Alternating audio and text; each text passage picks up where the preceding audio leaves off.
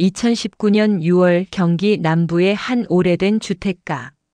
평범한 골목 끝에 자리한 작은 정육점이 어느 날 갑자기 문을 닫았습니다.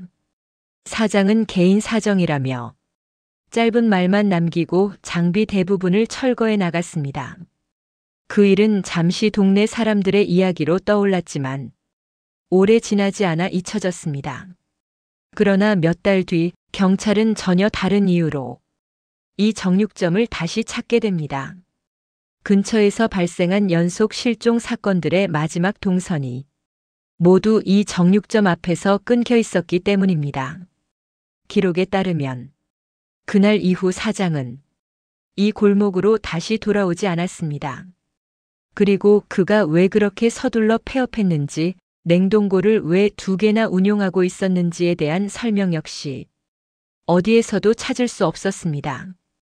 이제 우리는 겉보기엔 평범했던 한 정육점이 어떻게 여러 사건의 중심으로 떠오르게 되었는지, 그리고 기록 속 작은 이상들이 어떤 공백을 향하고 있는지 조용히 살펴보려 합니다.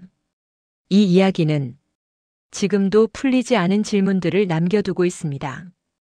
영상을 보기 전에 사건을 기록하는 이 채널에 구독과 좋아요 그리고 알림 설정을 눌러주시면 다음 이야기를 가장 먼저 받아보실 수 있습니다. 2019년 6월 18일 경기 화성 호곡동의 오래된 주택가 골목. 오랫동안 자리 잡고 있던 작은 정육점 호곡정육은 이날을 끝으로 영업을 멈춘다. 사장은 50대 남성 박태수. 동네 주민 대부분이 그를 조용하고 성실한 사람이라고 기억했다. 정육점 폐업 소식은 그날 오후 갑작스럽게 전해졌고 주민들은 철거 트럭이 다녀가는 것을 멀리서 바라보기만 했다. 기록에는 이날이 박태수가 마지막으로 가게 안에서 목격된 순간이었다. 폐업 자체는 특별한 의혹 없이 지나가는 듯 했다. 그러나 같은 시기 화성 오산 평택 북부 지역을 중심으로 20에서 30대의 실종이 잇따라 발생한다. 이 실종자 가운데 3명의 마지막 휴대전화 신호가 호곡동 정육점 근처에서 끊겼다는 사실이 확인되면서 상황은 달라졌다. 특히 25세 남성 정민호, 29세 여성 이선미, 22세 대학생 김도현. 3사람은 서로 아는 사이는 아니었지만 마지막으로 포착된 위치가 정육점에서 반경 50m 안쪽이었다. 경찰은 우연이라고 보기는 어렵다고 판단했다. 박태수는 1990년대 후반부터 정육점을 운영해왔다. 과거에는 어느 정도 손님이 있었지만 2015년 이후 매출이 감소해 가게 규모를 줄이면서 혼자 운영하는 형태로 바뀌었다. 그는 특별한 전과도 없었고 주민들은 그가 새벽마다 고기를 들여오느라 피곤해 보였다 정도로만 기억하고 있었다. 그러나 이후 확인된 사실에 따르면 박태수는 1998년부터 2012년까지 근처 도축장에서 근무한 경력이 있었다. 문제는 그가 일했던 도축장에서 당시 몇 차례 폐기물 처리량 관련 조사가 있었고 기록 일부는 지금도 미해결 상태라는 점이다. 이 기록은 정육점 폐업 이후 다시 주목받게 된다. 3명의 실종자에게는 뚜렷한 관계도 공통된 직업도 없었다. 그러나 경찰은 하나의 반복되는 패턴을 발견한다. 실종자 모두 사라지기 수시간 전 근처 편의점에서 간단한 식료품을 구매했다. 그리고 그 결제 시간이 정육점 폐업 직전 몇 달간 집중적으로 나타난다. 정육점이 평소보다 많은 폐기물을 배출한 시점과도 유사한 날짜였다. 실종자들의 마지막 동선은 정육점이 있던 골목 앞에서 그대로 사라져 있었다. 정육점은 겉보기엔 매우 평범했다. 작은 작업대와 유리 진열대, 그리고 냉동창고 하나. 그러나 폐업 직후 이 일대 건물을 확인하던 관리소 직원은 이상한 점을 발견한다. 정육점 뒤편 외벽에 냉동용 배관이 2세트 설치되어 있었던 것이다. 관리소 기록에는 정육점의 정식 설비로 등록된 냉동고는 하나뿐이었다. 이 배관은 도면에 존재하지 않았고 누가 언제 설치했는지도 확인되지 않았다. 이 지점은 사건 발생 수개월 뒤까지 주민 누구에게도 알려지지 않았던 내용이다. 실종자 3명이 모두 정육점 폐업 전후의 시기와 겹쳤다는 사실이 밝혀지자 경찰은 뒤늦게 정육점을 조사 대상에 포함시킨다. 하지만 이미 내부는 대부분 철거된 상태였고 박태수 역시 카드 내역과 휴대전화 기록을 폐업 직후 정리한 흔적이 있었다. 경찰은 직접적인 범죄 정황은 확인되지 않았다는 초기 입장을 내놓는다. 그러나 정육점이 위치한 골목에서 3명이 연속으로 사라진 사실, 그리고 도면에 없는 냉동 배관은 상식적으로 설명되지 않았다. 관리소 직원이 제출한 자료 중 이상한 문구가 적힌 작업일지 한 장이 발견된다. 뒤쪽 냉동 배관은 기존 라인이 아니다. 누가 설치한 건지 알 수 없음. 이 기록은 정육점 폐업 약 4개월 전, 그러니까 실종자 첫 번째가 사라지기 약 1개월 전에 작성된 것이었다. 그러나 배관 설치를 요청한 사람의 이름은 어디에도 적혀 있지 않았다. 이 지점은 이후의 조사에서 가장 중요한 단서가 된다. 정육점에 냉동고가 2개 있었다는 말이 처음 공식 기록에 등장한 시점은 폐업 후 3개월 뒤였다.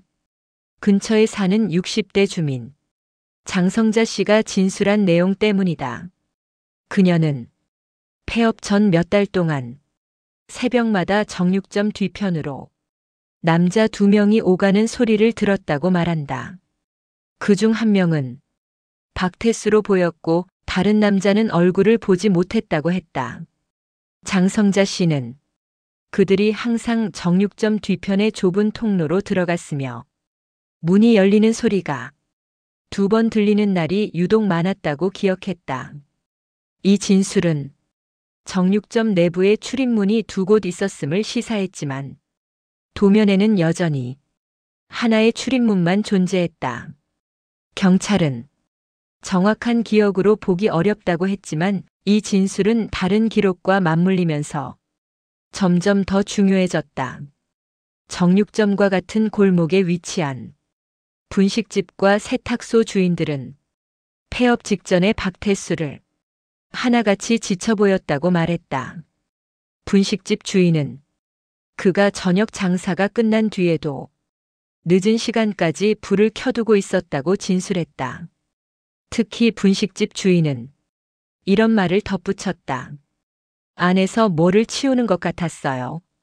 딱딱 부딪히는 소리나 철판 긁는 소리가 났거든요.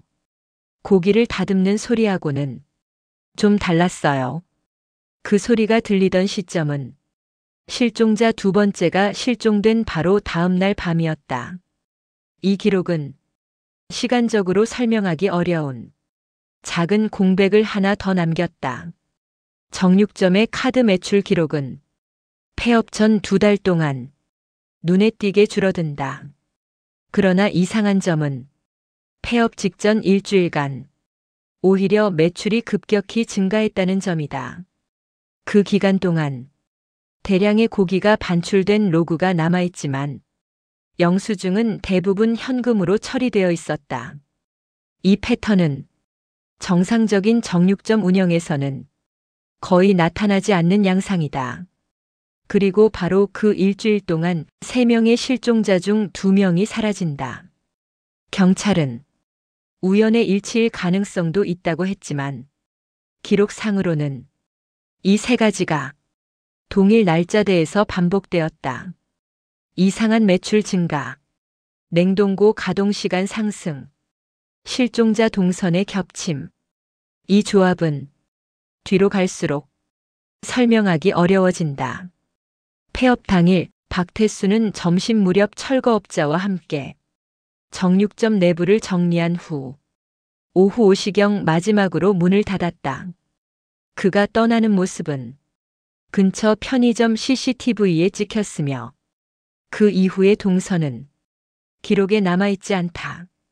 이날 박태수는 은행 계좌에서 일정 금액을 이체했는데 그 계좌는 폐업 후 사흘 뒤에 모든 잔액이 인출되었다. 인출 장소는 수원역 인근, 정확히 말하면 대형 시장이 밀집된 구역이었다. 그곳에서 박태수는 더 이상 포착되지 않는다. 이 사실은 정육점보다 그의 이후 행적이 더 큰 미스터리였다는 점을 보여준다. 정육점에 설치된 냉동 창고는 폐업 직전 한 달 동안 평소보다 훨씬 더 긴 시간 동안 가동된 것으로 나타났다. 그런데 그 기록 중 일주일 분량의 데이터가 삭제된 상태였다. 삭제된 기간은 실종자 정민호가 사라진 시점과 정확히 일치했다. 경찰은 장비 오류일 가능성을 제시했지만 냉동고 제조사 담당자는 이렇게 말했다.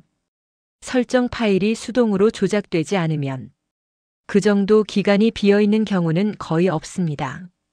냉동고가 2대였다면 혹은 도면에 없는 추가 공간에서 무언가가 가동되고 있었다면 이 공백의 의미는 달라진다.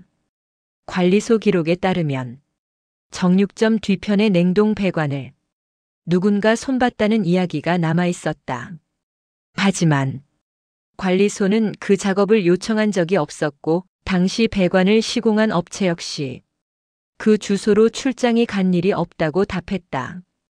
그럼 누가 그 배관을 손댄 것일까? 경찰은 동네 배관업자들을 조사했지만 그 기간 정육점을 방문한 사람은 기록상 존재하지 않았다. 이 지점은 박태수의 행적만큼이나 설명이 되지 않는 공백이었다. 정육점과 실종 사건의 연관 여부는 처음에는 언론에서 다뤄지지 않았다. 그러나 세 번째 실종자 김도현 사건 이후 그의 마지막 위치 확인 기록에서 정육점 골목이 반복적으로 등장하면서 지역 언론이 이 사실을 보도하기 시작한다. 보도 내용은 실종자들의 마지막 동선이 동일한 장소에서 끊긴다는 것이었다. 이로 인해 정육점은 폐업 후 몇 달이 지나서야 사건의 중심으로 떠오르게 된다. 경찰은 당시 정육점 내부를 재확인하며 공식적으로는 특이점 없음이라고 발표했다. 하지만 비공식적으로 조사에 참여한 한 관계자는 냉동고 배관이 이상한 방식으로 연결돼 있다는 말을 언론에 흘린 적이 있었다. 그 내용은 지금도 확인되지 않은 상태로 남아있다. 동네 주민들 사이에서는 그 무렵부터 정육점 안에 평면도에 없는 공간이 있었다는 이야기가 조용히 퍼지기 시작했다. 누구도 직접 본 사람은 없었지만 여러 사건의 공백이 그 방향을 가리키고 있었기 때문이다. 2020년 초 정육점 폐업 후 약 7개월이 지난 시점, 근처 주민 한 명이 관리사무소에 짧은 신고 전화를 남겼다. 그는 정육점 앞 골목에서 밤마다 금속이 닫히는 소리가 들린다고 말했다. 사람이 드나드는 인기척은 없었지만 철문이 덜컥 닫히는 음은 주기적으로 반복됐다고 한다. 그러나 문제는 폐업 이후 정육점은 이미 철거되어 비어있는 상태였다는 점이다. 관리소 직원이 가서 확인했을 때 정육점 출입문은 녹이 쓴 자물쇠로 굳게 잠겨 있었고 내부도 빈 공간뿐이었다. 이 신고는 통상적인 민원으로 분류되어 기록만 남고 더 이상 조사되지 않았다. 다만 이 소리가 들리던 시점은 냉동 배관 작업일지에 이상한 기록과 거의 같은 기간이었다. 세 실종자 가족들은 각기 다른 지역에 살고 있었지만 경찰 조사 중 어떻게든 실종과 관련될 수 있는 장소를 기억 속에서 찾아내려 했다. 그들은 실종되기 얼마 전 자신의 가족이 모두 밤늦게 고기를 사왔다는 점을 뒤늦게 떠올린다. 정민호의 어머니는 평소에 거의 사 먹지 않던 돼지갈비를 사왔다고 말했고, 이선미의 언니는 정육점에서 고기를 사온 흔적은 없는데도 냉장고에 손질된 삼겹살이 있었다고 기억했다. 김도현의 자취방에서도 익지 않은 고기 포장지가 쓰레기통에서 발견됐다고 기록되어 있다. 이 고기들이 호곡정육에서 구매된 것인지 정확한 증거는 없었다. 하지만 세 명 모두 사라지기 며칠 전 또는 당일에 고기를 구매했다는 공통점은 의도하지 않은 연결점이 되었다. 정육점 폐업 직전 정육점을 자주 이용했다는 40대 남성. 유상혁 씨가 경찰에 진술한 내용도 작은 단서를 제공한다. 그는 폐업 일주일 전 정육점을 찾았다가 이상한 장면을 보았다. 박태수가 정육점 내부에서 문 하나를 열고 들어갔다가 5분 동안 나오지 않았던 것이다. 그 문은 작업대 뒤쪽의 냉동고 출입문이었다. 그러나 유상혁 씨는 이 말도 덧붙였다. 그 문이 평소보다 조금 더 깊어 보였어요. 원래 그 안이 그렇게 넓지 않았거든요. 그는 당시에는 단순 착각이라고 생각했지만 실종 사건이 알려진 뒤 그 기억은 다르게 보였다. 도면과 실제 구조 사이의 간극, 그리고 냉동 배관의 정체를 생각하면 이 증언은 결코 가볍지 않았다. 정육점 폐업 직후 확보된 전력 사용 기록에는 눈에 띄는 변화가 있다. 냉동고 전력 소모가 폐업 2주 전부터 평소의 3배 이상 증가했던 것이다. 전문가들은 이 증가량은 일반 고기 보관량으로는 설명되지 않는 수치라고 분석했다. 가장 이상한 점은 전력량이 증가한 날짜와 실종자 정민호와 이선미의 실종 날짜가 하루 차이로 맞물려 있다는 사실이다. 만약 냉동고가 2대였고 그중 하나가 도면에 없는 비밀 공간으로 연결돼 있었다면 전력 증가의 이유는 전혀 다른 방향에서 설명될 수 있다. 그러나 경찰은 초기에 이를 냉동 장비 이상 가능성으로 단순화했다. 폐업 직후 주민들이 찍은 사진 중 유일하게 남아있는 한 장의 사진이 있다. 정육점 뒤편 쓰레기장에 정육점에서 사용되던 폐기물 통 3개가 그대로 방치된 모습이었다. 2개는 고기 찌꺼기나 포장재가 들어있었지만 세 번째 통은 누군가 일부만 청소한 듯 보였고 바닥에 갈색에 건조된 얼룩이 남아있었다. 환경미화원은 이 통이 일반 정육점에서 보낸 양보다 훨씬 무거웠다고 진술했다. 그러나 무엇이 들어있었는지는 이미 통이 여러 차례 세척된 뒤라 확인되지 않았다. 이 사진은 지역 커뮤니티에 잠시 올라왔다가 곧 삭제되었다. 저장한 사람은 딱 한 명뿐이었다고 한다.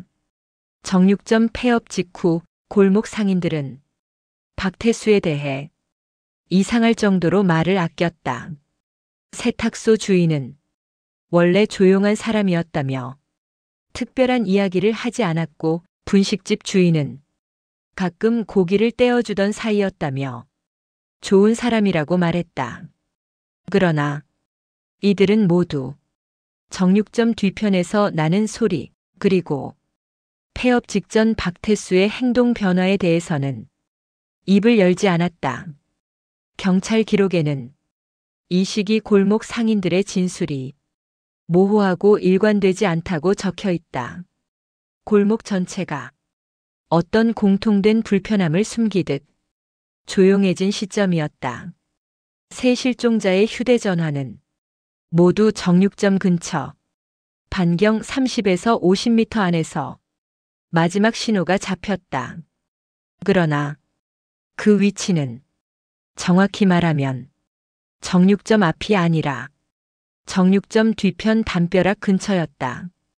정육점 뒤편은 주택가와 연결되는 좁은 통로였고 야간에는 사람의 왕래가 거의 없었다. 만약 정육점 내부에 평면도에 없는 공간이 있었다면 그 공간은 뒤편 통로와 연결되어 있었을 가능성이 있다. 이 마지막 신호 지점은 사건을 설명하는데 가장 중요한 위치 중 하나였지만 결정적 증거가 없다는 이유로 초기 수사에서는 크게 다뤄지지 않았다. 이 모든 조각들은 아직 서로 맞물리지 않는 상태로 남아있다. 냉동고 전력의 급증, 도면에 없는 배관, 주민들이 들었다는 금속 소리, 실종자들의 마지막 동선, 정육점 뒤편에서만 들렸던 새벽 발걸음, 구조가 더 깊어 보였다는 증언. 이것들은 범죄를 입증하지는 못하지만 사건을 설명하려는 모든 시도에서 계속 같은 방향을 가리키고 있었다. 정육점의 두 번째 냉동창고 그리고 도면에 없는 어딘가의 공간. 이 공간이 정육점의 내부인지 외부와 연결된 별도 통로인지조차 확인된 적은 없다. 그러나 정육점 사장 박태수는 폐업 다음 날 어디로 갔으며 왜 다시 이 골목으로 돌아오지 않았는가?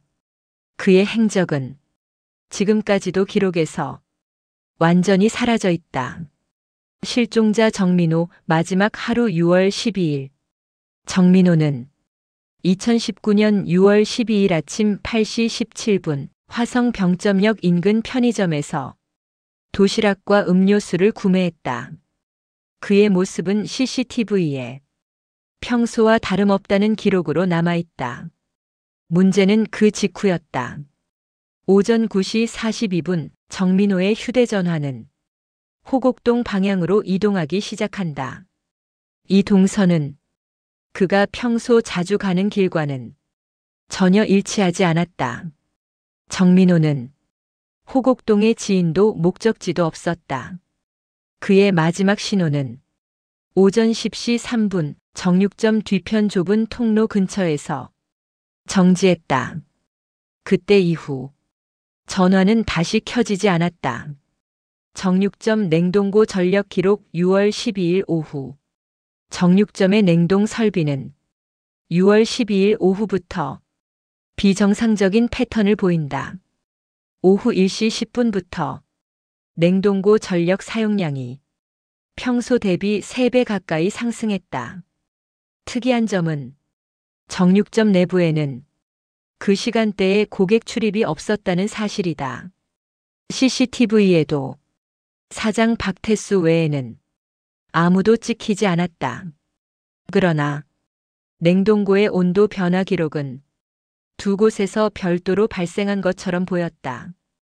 정식 도면에는 냉동고는 하나뿐이다. 실종자 이선미 6월 18일의 이동 경로. 6월 18일 오후 7시 22분 이선미는 오산의 한 약국에서 감기약을 구매한다. 이때까지도 그녀의 행동은 평범했다. 그러나 약국을 나온 뒤의 동선은 예상하지 못한 방향으로 향했다. 오후 7시 41분 그녀의 휴대전화는 호곡동 주택가 방향으로 이동했다. 목적지를 알 수 없는 동선이었다. 8시 2분 그녀의 마지막 신호는 정육점 골목과 정확히 37m 떨어진 지점에서 멈춘다. 그 시간 정육점은 이미 폐업 준비를 하고 있었고 출입문은 잠겨 있었다고 기록돼 있지만 냉동고 전력은 그 시간대에 또 한 번 급상승했다. 정육점 폐업일 6월 18일. 정육점이 폐업한 날 많은 것들이 기록에서 동시에 움직인다. 박태수는 오후 4시 53분 정육점 앞에서 마지막으로 CCTV에 찍힌다. 철문을 닫는 모습이다. 그는 휴대전화를 들고 통화하는 듯한 모습을 보이지만 통화 기록에는 그 시간대 통화 내역이 없다. 정확히 같은 시간 정육점 뒤편에 설치된 가로등 감지 센서는 사람 움직임이 감지됐다고 기록한다. 하지만 그 방향의 CCTV는 그날 갑자기 고장 상태였다. 경찰은 이 기록을 우연의 일치로 분류했지만 그날 이후 정육점 뒤편 센서는 일주일 동안 비정상적인 감지 패턴을 계속 남긴다. 실종자 김도현 6월 21일의 흔적. 김도현은 6월 21일 오후 5시 12분 수원에서 버스를 타고 화성으로 이동했다. 그의 목적지는 기록상 미확인이다. 그는 오후 6시 31분 호곡동 인근 편의점에서 물과 컵라면을 산 뒤 골목 방향으로 걸어간다. 그 시간대는 정육점 폐업 이후 이틀이 지난 시점이었다. 오후 6시 44분 그의 휴대전화는 정육점 뒤편 통로에서 마지막으로 꺼진다. 정육점은 이미 비어있는 공간이었다. 이 지점은 사건을 추적하는 사람들에게 가장 기묘한 부분이었다. 사장이 떠난 뒤에도 실종자의 동선이 정육점을 향했다는 사실이다. 정육점 폐업 전 마지막 한 달 동안의 CCTV에는 특이한 장면이 반복된다. 정육점 내부에서 사장이 냉동고 문을 열고 들어간 뒤 약 10초 후 같은 방향에서 또 하나의 문이 닫히는 소리가 녹음됐다. 그러나 영상에는 하나의 문밖에 보이지 않았다. 문이 두 개였는지 공간이 이어져 있었는지 기록만으로는 판단할 수 없었다. 경찰 내부 보고서에는 이 문 소리를 정체불명으로 표기해 두었다. 폐업 후 일주일 동안 정육점 뒤편 가로등의 움직임 감지 센서는 이상한 패턴을 남긴다. 특히 23일 새벽 2시 16분부터 2시 28분까지 총 8회 감지 기록이 찍혔다. 그 시간대는 실종자 3명 모두 동선이 끊긴 이후였다. 이 골목은 주민들도 거의 이용하지 않는 공간이었고 박태수의 집 방향도 아니었다. 경찰은 고양이나 개일 가능성을 제시했지만 센서의 감지 높이는 성인 허리 높이로 설정돼 있었다.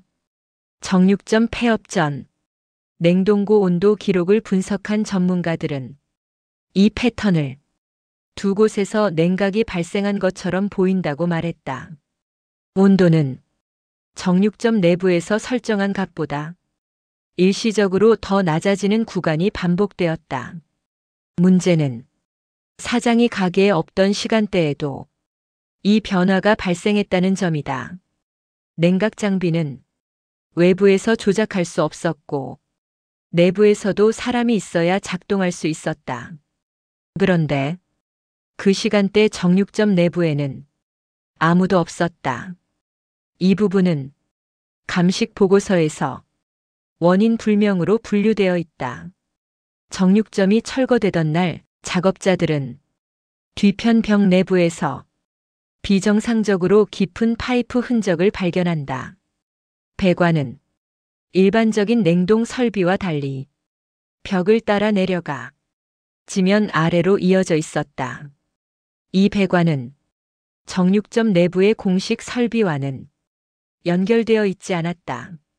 도로 아래를 통과한 건지 다른 공간과 이어진 건지 철거 과정에서는 확인할 수 없었다.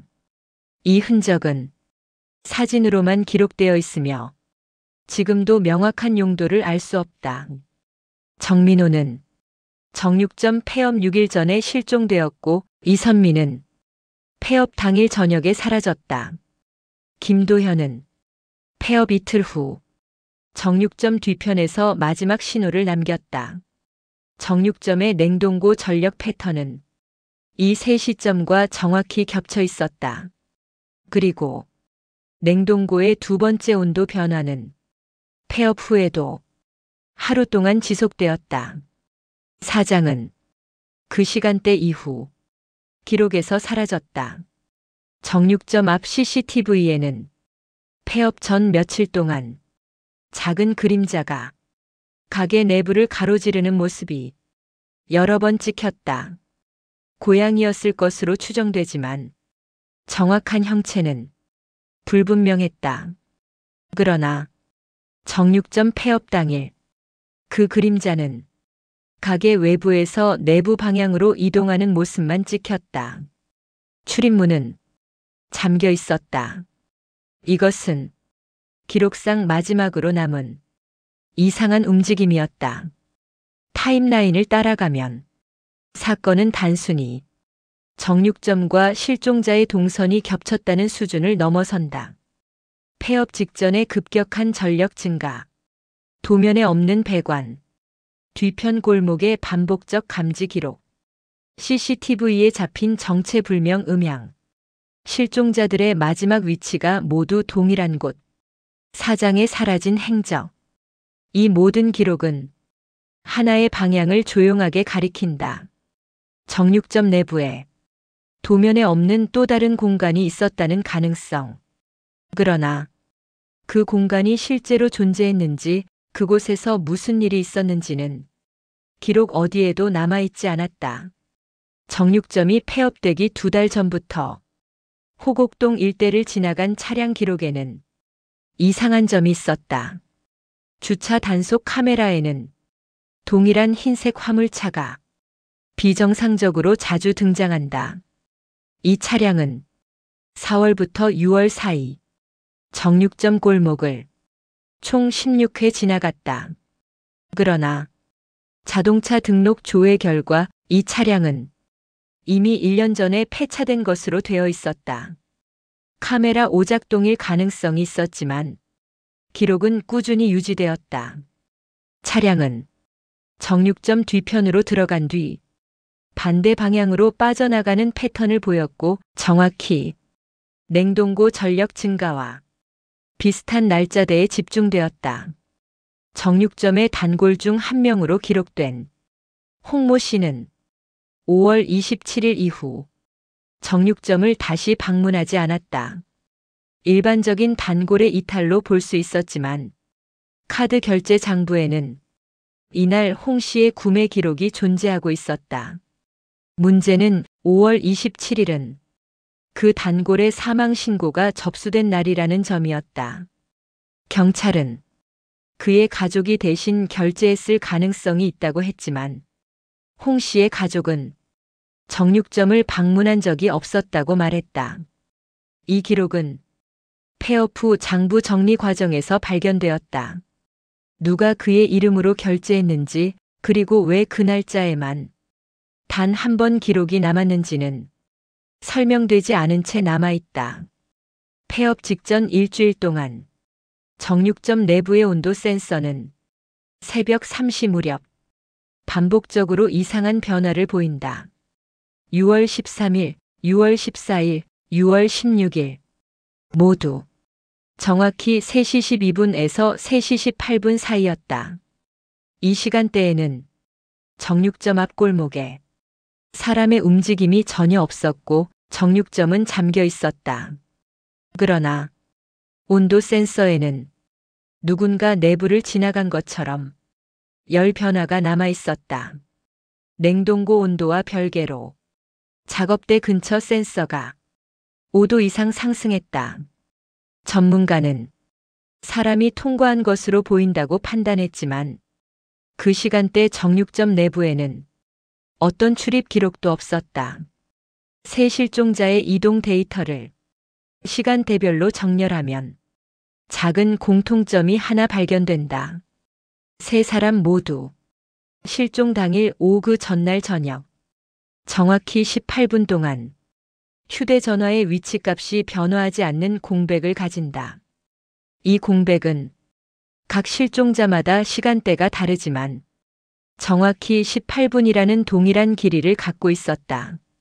전문가는 휴대전화가 지하나 밀폐된 공간으로 들어갔을 때 이런 패턴이 나타난다고 말했다.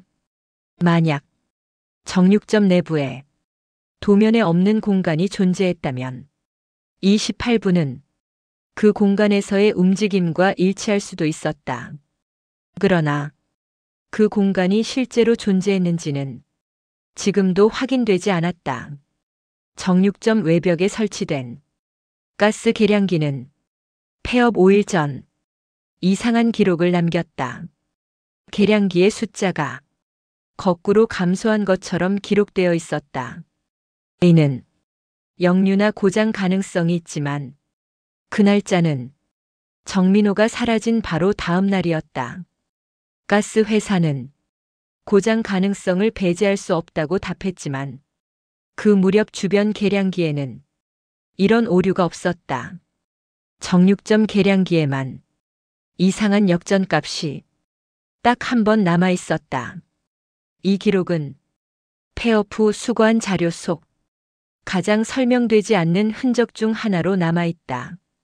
정육점 내부 CCTV는 화질은 낮았지만 마이크가 포함되어 있었다.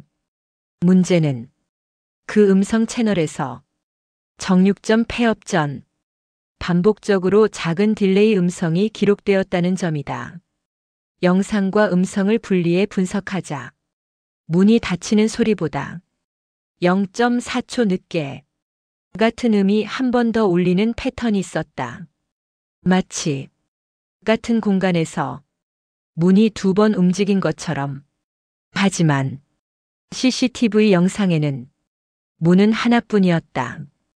이 음성은 6월 18일 정육점 폐업 당일에도 마지막으로 한 번 더 기록되었다.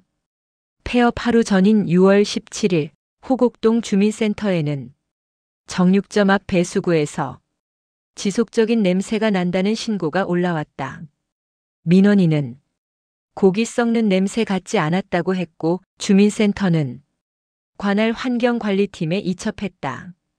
그러나 환경팀이 도착했을 때 냄새는 사라져 있었고 배수구는 비워진 상태였다. 폐업 전날 밤 비가 오지 않았음에도 배수구가 씻겨 내려간 흔적이 있었다. 이 기록은 폐업 날짜와 정확히 이어지며 사건의 퍼즐에 작은 조각을 하나 더 얻는다. 박태수의 마지막 결제 내역은 폐업 당일 정오에 남아있다. 장소는 수원역 남문시장, 정육점과는 전혀 관계없는 곳이었다. 그는 작은 철물점에서 고무장갑 2켤레를 구매했다. 철물점 주인은 손이 떨려 보였다고만 기억했다. 그 후 박태수는 지하철역 주변에서 더 이상 포착되지 않는다. 이 결제는 그가 남긴 가장 마지막 흔적이었다. 역전된 계량기갑, 2번 울린 문소리, 새벽 3시의 열 변화, 폐차된 차량의 반복 등장, 18분의 위치 공백, 정육점 뒤편 배수구의 흔적, 사라진 사장의 마지막 결제. 이 모든 기록은 어떤 결론을 강요하지 않는다. 그러나 모두가 한 지점을 천천히 조용하게 가리킨다. 정육점 내부 어딘가에서 누군가 출입한 적이 있는 공간. 그 공간의 정체는 이 타임라인 어디에도 직접적으로 적혀 있지 않다. 남아있는 것은 기록 사이에 생긴 좁고 깊은 틈뿐이다. 정육점에서 약 30m 떨어진 곳에는 작은 마을버스 정류장이 있었다. 6월 12일, 6월 18일, 6월 21일. 이 세 날짜 실종자들의 동선이 끊긴 날에 정류장 교통카드 단말기에는 태그 오류 신호가 기록되어 있었다. 이 오류는 실제로 카드를 태그할 때가 아니라 단말기에 카드가 근접했을 때 발생하는 흔적이다. 그러나 정류장 CCTV에는 그 시간대 정류장 주변에 아무도 잡히지 않았다. 교통공사 직원은 본 적 없는 오류라고 말했다. 세 오류 모두 오후 6시에서 8시 사이 정육점 뒤편 골목의 마지막 휴대전화 신호와 거의 같은 시간에 발생했다. 정육점 철거 과정에서 천장 안쪽에 이상한 균열이 발견되었다.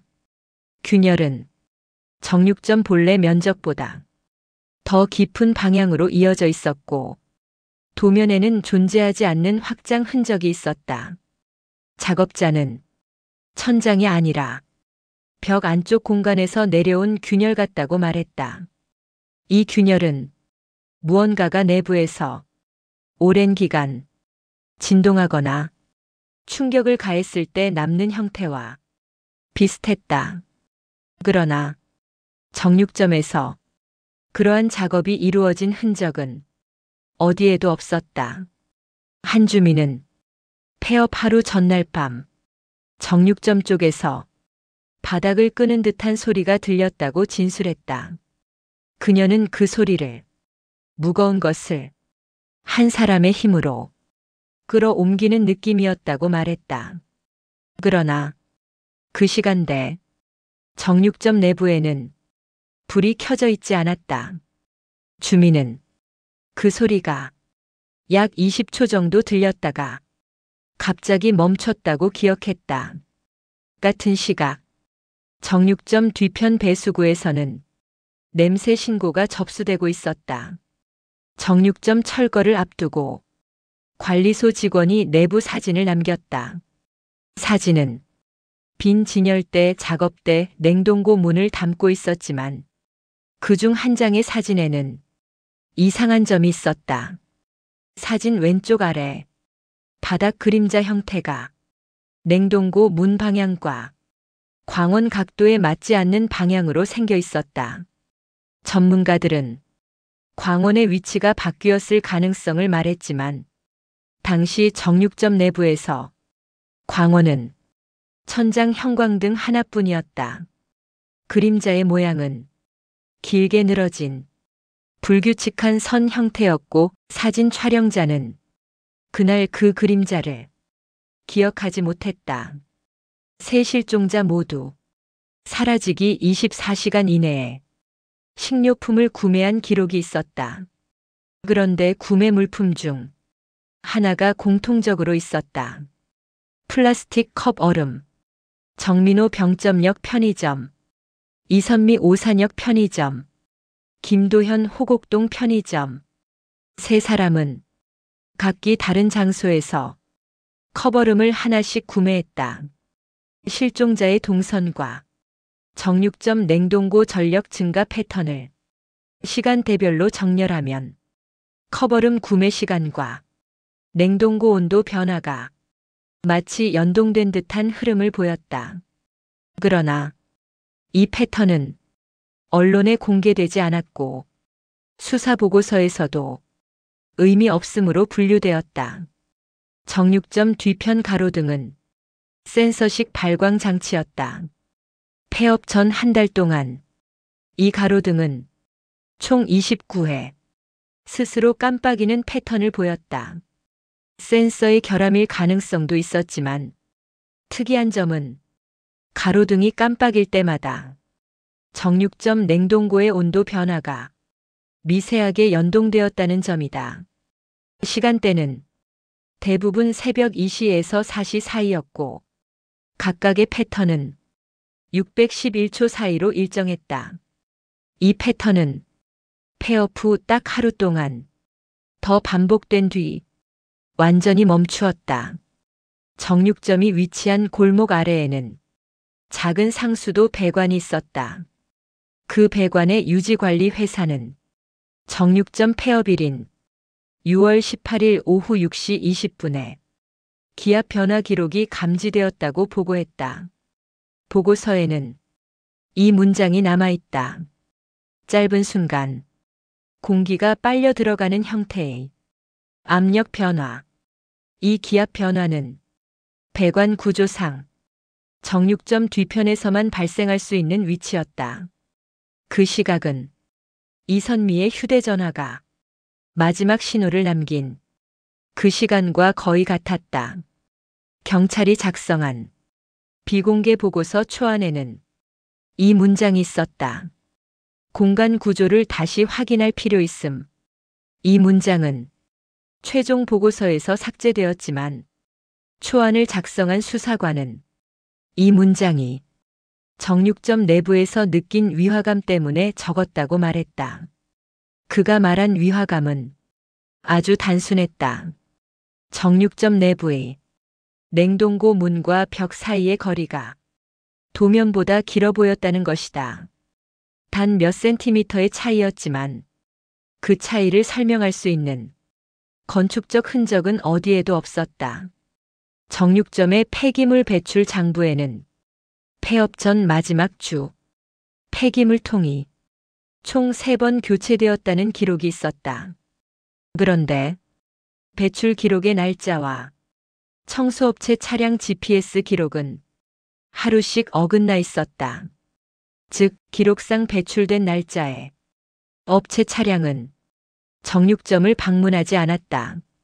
누가 폐기물통을 바꿔치기 했는지, 왜 날짜가 서로 다른지 이상한 내용은 끝까지 설명되지 않았다.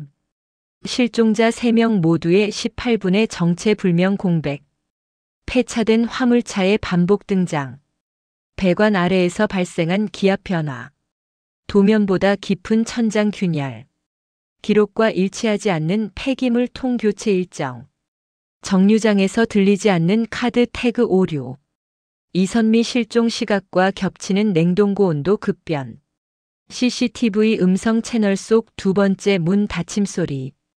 이 기록들은 정육점 내부에서 이루어진 어떤 이동, 어떤 출입, 어떤 반복된 패턴을 암시하고 있었다. 그러나 이 기록의 어디에도 직접적인 증거는 없다. 그날 정육점 내부에서 무엇이 움직였는지, 누가 있었는지, 정육점과 3건의 실종 사건이 직접적으로 연결되어 있다는 증거는 지금까지도 발견되지 않았다. 그러나 기록을 조용히 이어보면 여러 가능성은 자연스럽게 그 자리를 잡기 시작한다. 먼저 경찰이 검토한 공식 가설은 사장의 돌연한 폐업과 실종자들의 동선 겹침은 우연일 가능성이 있다는 것이었다. 정육점 뒤편 골목은 근처 거주자들이 지름길로 사용하는 경우가 많았고, 센서의 감지는 야생동물이나 바람으로도 오류가 발생할 수 있다고 보았다. 그러나 전문가들은 몇 가지 기록만큼은 단순 오류로 설명하기 어렵다고 말했다. 냉동고 전력 사용량의 급증, 기록과 일치하지 않는 폐기 일정, 가스 계량기의 역전가, 그리고 세 실종자 모두에게 나타난 정확히 18분의 위치 공백. 이 공백은 일반적인 건물 내부나 지하 공간에서 전파가 약해질 때 나타나는 패턴과 비슷하다고 알려져 있다. 만약 정육점 내부에 도면에 없는 또 다른 공간이 존재했다면 이 공백은 그 공간에서 벌어진 일을 반영하는 흔적일 수도 있다. 두 번째 가능성은 정육점 사장 박태수 개인의 문제와 관련된다. 그는 도축장에서 오래 근무한 경력이 있었고, 그곳에서 이루어진 몇 가지 폐기물 처리 조사와 시기적으로 겹치는 부분이 있었다. 하지만 박태수에게 범죄 경력이나 폭력성은 발견되지 않았다. 그가 폐업 직후 수원역 인근에서 사라진 점도 더 깊은 의문을 남겼다. 세 번째 가설은 정육점이 누군가에게 이용되었을 가능성이다. 정육점 뒤편에 남아있던 배관 흔적과 미등록 차량의 반복 출입, 그리고 사장의 마지막 한 달 동안의 행동 변화는 가게가 박태수 혼자 관리하는 공간이 아니었을 가능성을 암시했다. 이 가설에 따르면 정육점은 단순히 공간 일부가 무단으로 사용되었거나 박태수가 누군가에게 협박을 받았을 가능성도 배제할 수 없다. 특히 배관이 지면 아래로 이어져 있었다는 기록은 가게 뒤편과 다른 구조물이 연결되어 있었거나 정육점의 공식 구조보다 더 깊은 공간이 존재했음을 암시한다. 또 다른 가능성은 실종자들의 동선이 정육점 자체가 아니라 정육점 뒤편 통로를 향했다는 점에 주목하는 시각이다.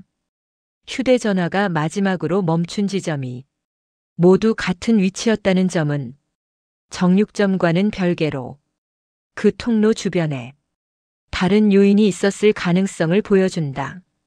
하지만 그 주변에는 주택 2채와 소형 창고뿐이었고 이상한 점은 발견되지 않았다. 마지막 가설은 기술적 오류 또는 데이터 왜곡이다. 센서 감지는 간헐적 오류가 발생하고 교통카드 단말기의 태그 오류도 장비 노후로 설명할 수 있다. 냉동고 전력 증가 또한 장비 고장으로 해석될 수 있다. 하지만 이 모든 오류가 특정 날짜대와 특정 시간대에만 집중되어 있었다는 사실은 이 가설을 약하게 만들었다. 정리하면 정육점은 실종 사건의 직접적인 증거가 없는 중심에 서 있었고 그 주변 기록들은 서로 연결되지 않은 채 마치 퍼즐 조각처럼 흩어져 있었다. 어떤 조각이 진실이고 어떤 조각이 오류인지 그 누구도 단정할 수 없다. 그러나 공통적으로 지적되는 것은 정육점 내부 구조와 냉동고 기록이 지금 남아있는 도면만으로는 설명되지 않는다는 점이었다. 그 공간이 단순한 오해였는지 누군가 의도적으로 숨기려 했던 것인지 아니면 폐업 이후 완전히 사라진 흔적이었는지는 지금도 알 수 없다. 남아있는 것은 기록 곳곳에 박혀있는 작은 불일치들 뿐이다. 그 불일치들이 어떤 결론을 향하고 있었는지는 아직도 누구도 말할 수 없다. 실종자 3사람은 서로 모르는 사이였고 직업도 생활권도 출퇴근 동선도 달랐다. 하지만 그들이 남긴 마지막 신호는 모두 정육점 뒤편의 좁은 통로에서 흔들림 없이 멈추었다. 이 지점은 가설 논의에서 가장 먼저 거론되는 부분이었다. 일부 전문가들은 휴대전화의 위치 신호가 좁고 밀폐된 장소에서 급격히 약해질 때 이런 패턴이 발생한다고 설명했다. 이는 단순히 골목에 머문 것이 아니라 어딘가 내부로 들어갔을 가능성을 암시한다. 만약 정육점의 도면에 없는 공간이 실제로 있었다면 실종자들의 마지막 신호는 그 공간을 향했을지도 모른다.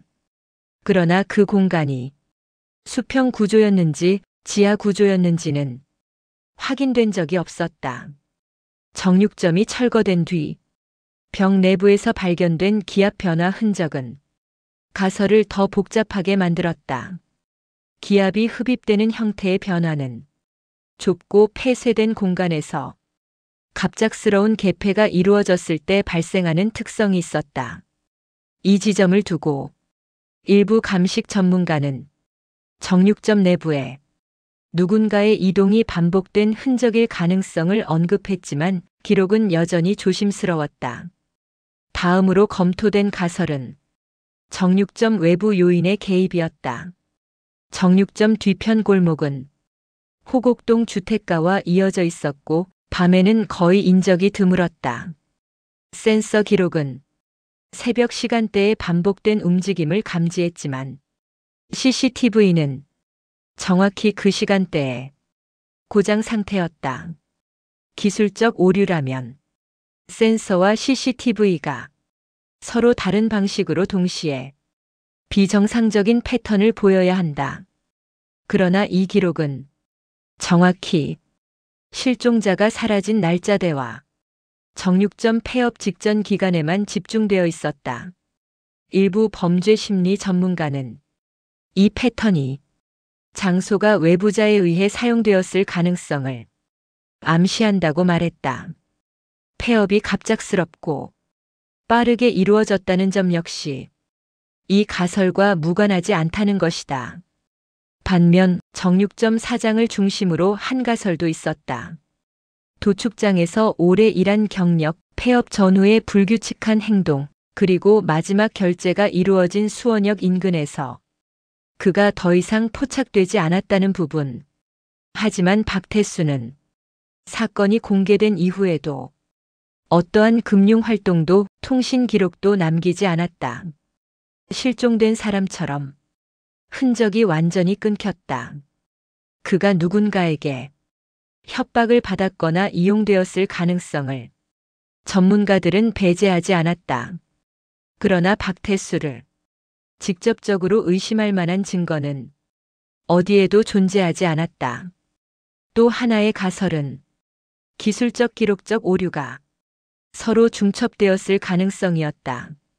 정육점 내 냉동고는 오래된 장비였고 지역 CCTV 역시 노후화되어 있었다. 센서 오작동은 예년에도 몇 차례 보고된 바 있었다. 문제는 이 모든 오류가 같은 날짜대 같은 시간대에 집중적으로 발생했다는 점이었다.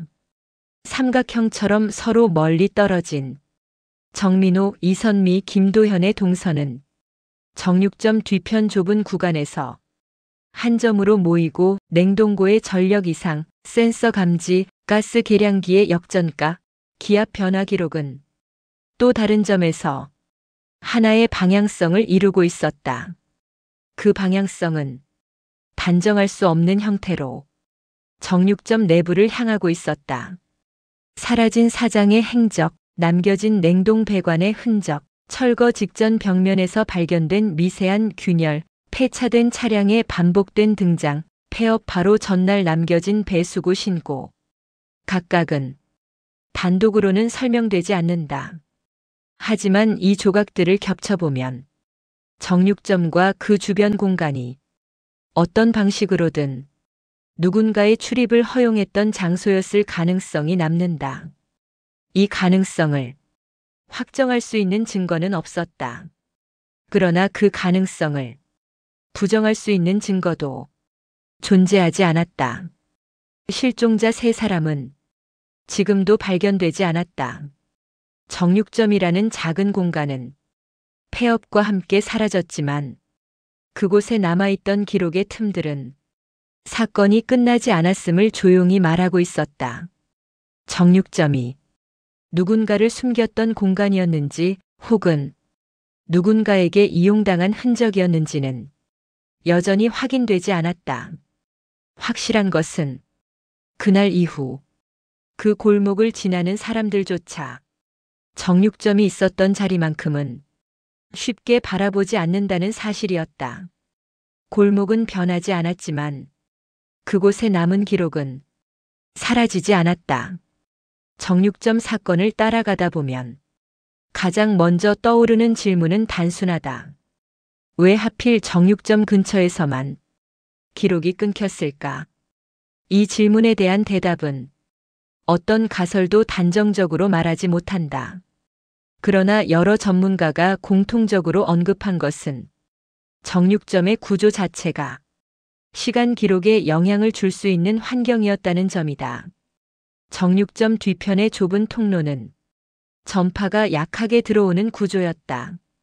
벽면은 오래된 콘크리트였고 배관이 층층이 설치되어 있어 기계 신호가 약해질 수 있는 조건을 갖추고 있었다. 하지만 실종자 3명 모두가 그 통로에 서 있었다는 결정적 증거는 없다. 휴대전화의 마지막 위치 신호가 그 근처에서 멈추었을 뿐이었다. 이 지점은 누군가가 그들을 이끌었다는 가설도 우연히 지나갔다는 가설도 모두 가능하게 만든다. 일부 전문가들은 정육점을 단독 범행의 장소로 보기보다 중간 지점으로 바라본다. 정육점이 무언가의 시작점이나 종착점이 아니라 그저 동선이 사라지는 흐름의 교차점일 가능성을 제기한다. 그 근거는 폐업 이후에도 정육점 뒤편에서 센서 감지가 반복되었다는 점이다. 사장은 이미 떠났고 정육점은 비어 있었지만 골목 뒤편의 기록은 오히려 폐업 이후 며칠 동안 더 살아 있었다.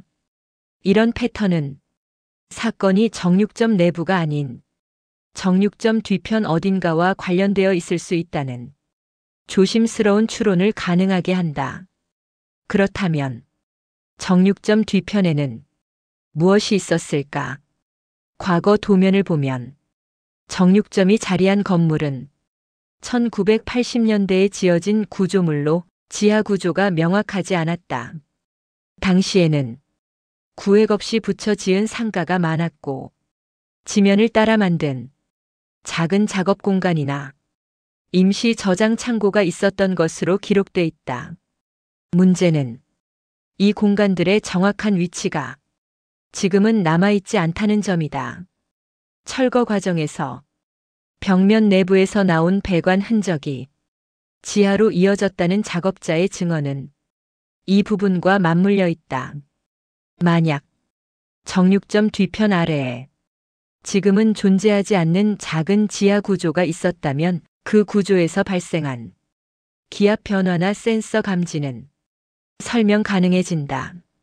그리고 그 구조를 누군가 알고 있었다면 실종자들의 동선이 그곳으로 향한 이유도 설명될 수 있다.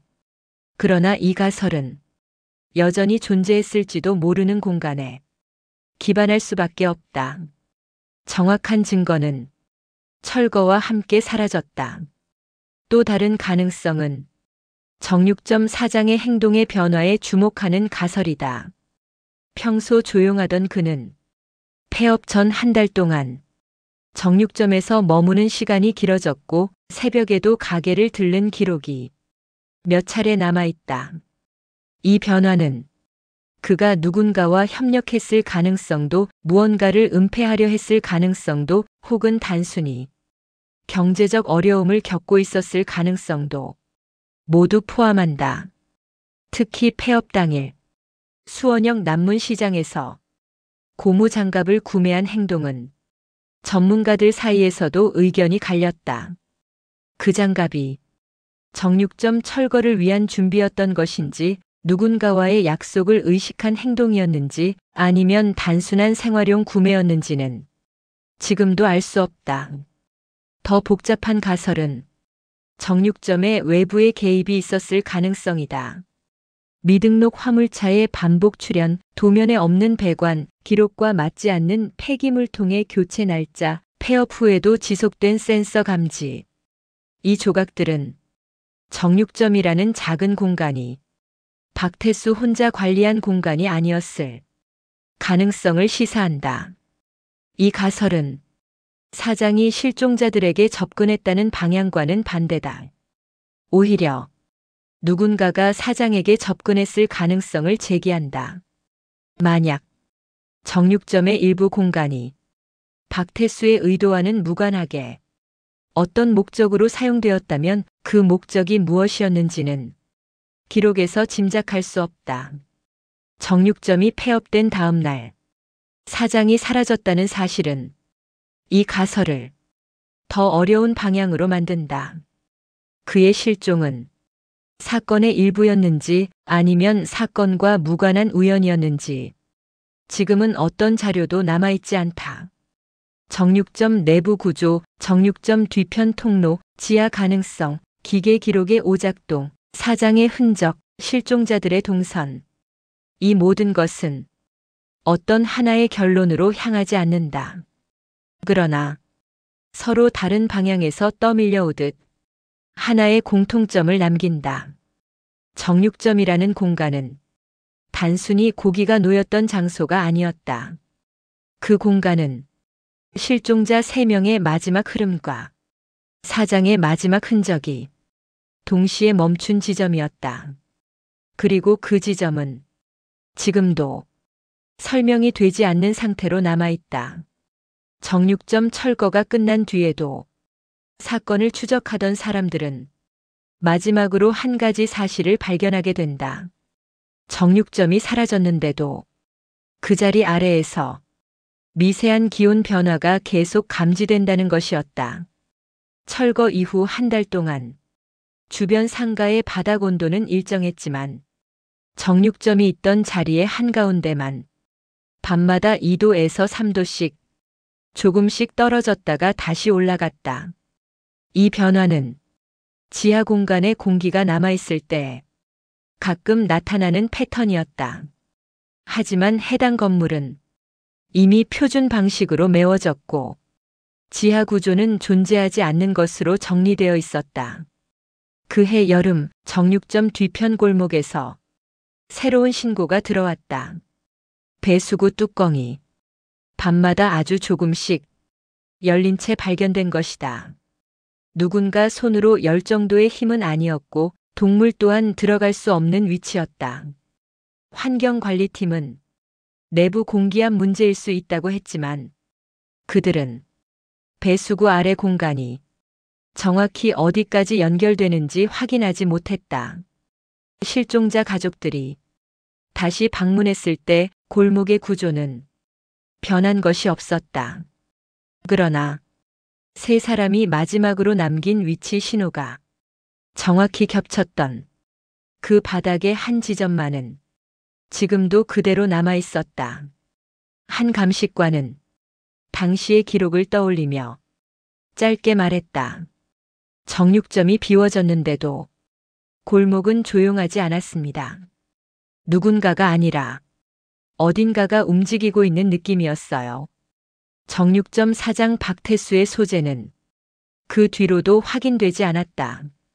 그가 마지막으로 찍힌 CCTV는 수원역 남문시장 근처였고 그 이후 어떠한 금융통신 기록도 남기지 않았다.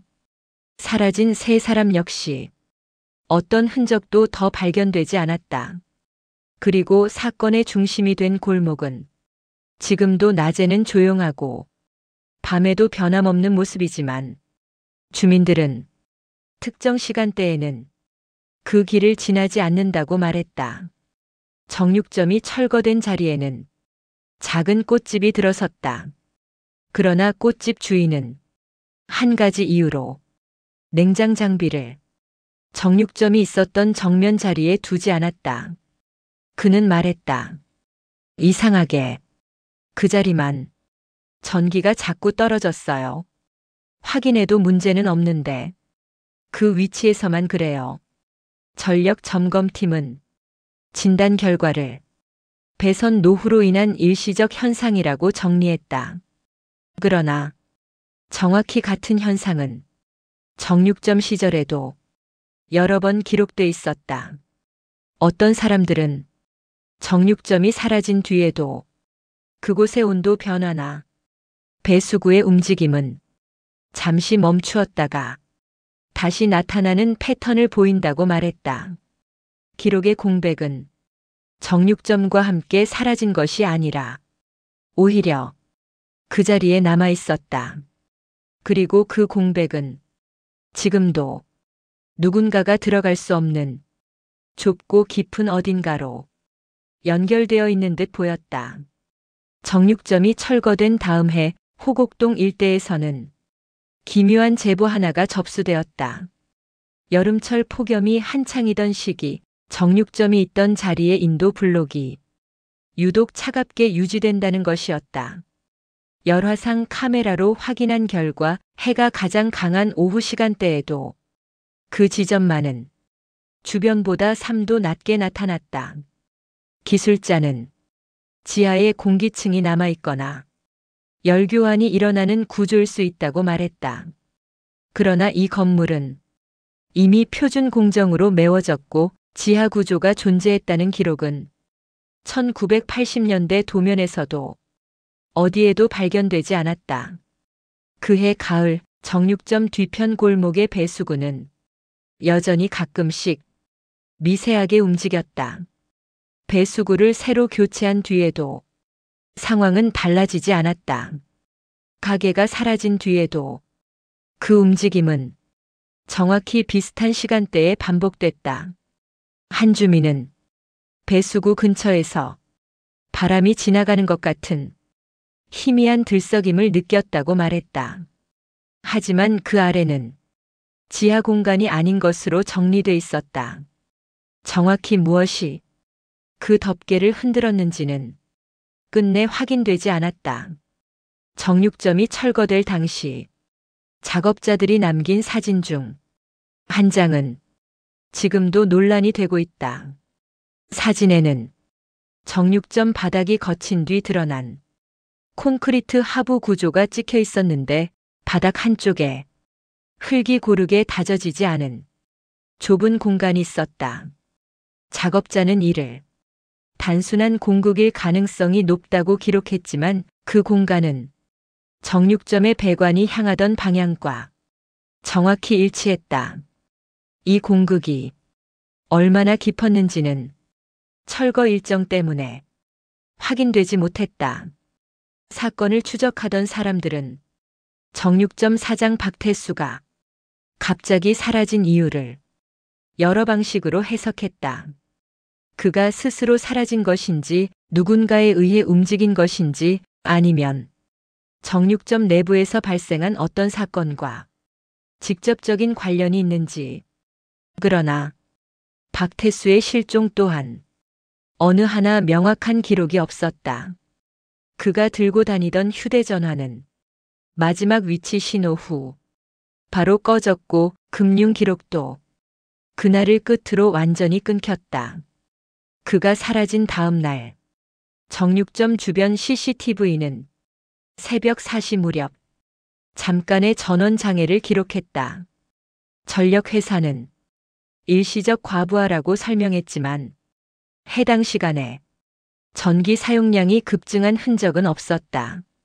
그 장애는 정육점이 철거된 뒤에도 가끔 반복되었다. 정육점을 대신해 들어선 꽃집 주인은 전기가 떨어지는 현상을 몇 차례 경험했다고 말했다.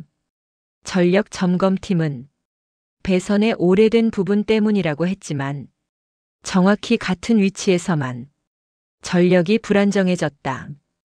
그 위치는 정육점 시절 냉동고가 설치돼 있던 자리와 일치했다. 사건을 다시 검토한 한 전문가는 이 위치가 단순한 상가의 일부가 아니라 어떤 시스템의 중심처럼 보인다고 표현했다. 그의 말은 추측에 가까웠지만 정육점 내부 구조와 기록들 사이의 공백이 단순히 우연이라고 보기 어려웠다는 뜻이기도 했다. 정육점이 사라진 뒤에도 주민들은 새벽에 그 골목을 지나면 무언가가 건물 아래쪽에서 아주 미세하게 움직이는 느낌을 받았다고 말했다. 실제로 움직임이 있었는지는 확인된 적이 없지만 그 감각은 주민들이 공통적으로 말하는 특징 중 하나였다. 한 노인은 겨울에도 그 자리만은 눈이 늦게 녹는다고 말했다. 그 이유는 정확히 설명되지 않았다. 결국 정육점이라는 작은 가게가 사라지고 난 뒤에도 그 자리는 여전히 사건의 중심처럼 남아 있었다. 냉동고가 있던 자리, 배관이 내려가던 방향, 실종자들의 마지막 위치 신호가 이어진 선, 사장의 마지막 발걸음, 그리고 지금도 완전히 닫히지 않는 작은 배수구의 미세한 흔들림. 이것들은 하나의 결론을 제공하지 않는다. 그러나 그 모든 흔적이 향하는 곳은 지금도 동일한 지점이었다. 정육점 내부 어디엔가 혹은 그 아래 어딘가에 존재했던 공간의 잔여.